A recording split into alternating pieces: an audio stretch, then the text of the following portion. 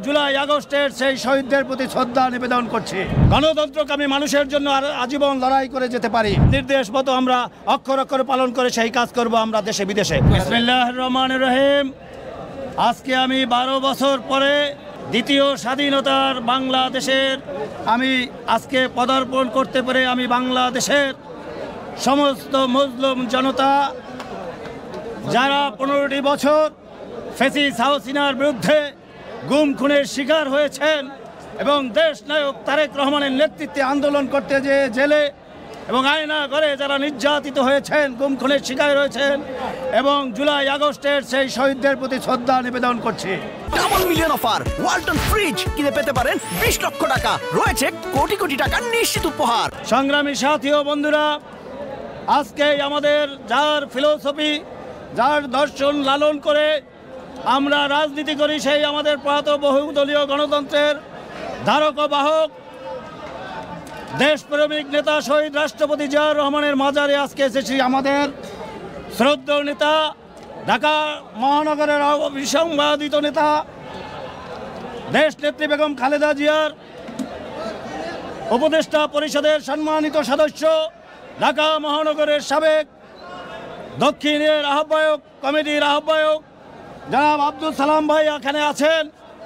উনি সবসময় আমাকে সেই নিউ ইয়র্কে রাজনীতি করা থেকে সবসময় থেকেই উনি আমাকে অনুপ্রেরণা দিয়ে আসছেন। নিউ ইয়র্কে যতবার উনি গিয়েছেন ততবারই অনুপ্রেরণা দিয়েছেন এই সরকারের বিরুদ্ধে আন্দোলন সংগ্রামের জন্য। সাথী ও বন্ধুরা, আপনারা যারা কাঠালিয়া রাজাপুর তথা ঝালকাঠি জেলা সহ বিভিন্ন জায়গা থেকে সহযোদ্ধা আমার শুভাকাঙ্ক্ষীরা আজকে এখানে এসেছেন, আমাকে যারা ভালোবাসা উদ্বুদ্ধ করেছেন, ভালোবাসা জানিয়েছেন আপনাদের হৃদয় থেকে, এখানে আমাদের মাঝে আছেন আমাদেরই কাঠালিয়া রাজাপুরের সন্তান জনাব রফিক হাওলাদার, কর্নেল মোস্তাফিজুর রহমান, জাকারিয়া, লিঙ্কন, আমার ভাই সাবেক ছাত্রদল নেতা গোলাম আজম সৈকত, যারা অক্লান্ত পরিশ্রম করছে কয়েকদিন পর্যন্ত আমি আসা উপলক্ষে, তাদেরকেও আমি এখান থেকে ধন্যবাদ জানাচ্ছি আজকে। এবং যারা এখানে আপনারা আছেন, আপনাদের কাছে আমার একটি দাবি, আমি যেন আপনারা দোয়া করবেন, আমি যেন এই স্বৈরাচার হাসিনার বিরুদ্ধে যেভাবে আন্দোলন সংগ্রামে বিদেশে করেছি এভাবে যেন আমি দেশের গণতন্ত্রকামী মানুষের জন্য আর আজীবন লড়াই করে যেতে পারি এবং আমি এই লড়াই অব্যাহত থাকবে। এবং আমি কিছুদিন আগেও নিউ ইয়র্কে বলেছিলাম একটি বক্তৃতায়, আজকে ইন্টারিম গভর্নমেন্ট অন্তর্বর্তী সরকারকে বলতে চাই, দেশ নায়ক তারেক রহমান আপনাদের সহযোগিতা করতে আমাদের বলছেন। বিভিন্ন বক্তব্য উনি বলেছেন এই সরকারকে বিতর্কিত করা যাবে না, আপনাদের আমরা সহযোগিতা করছে। আপনারা জানেন কিছুদিন আগে সুইজারল্যান্ডে এই সরকারের উপদেষ্টা মণ্ডলীর একজন সদস্য আইন উপদেষ্টা ওনাকে নাজেহাল করেছে আওয়ামী লীগ। আমরা বলেছি নিউ ইয়র্কে যে এভাবে কোনো এই সরকারকে বিতর্কিত করতে দেওয়া যাবে না। এই আওয়ামী হাসিনার হায়না বাহিনী বিভিন্ন দেশে অবস্থান করছে, তাদেরকে আমরা বিদেশ থেকে প্রতিহত করবো ইনশাল্লাহ।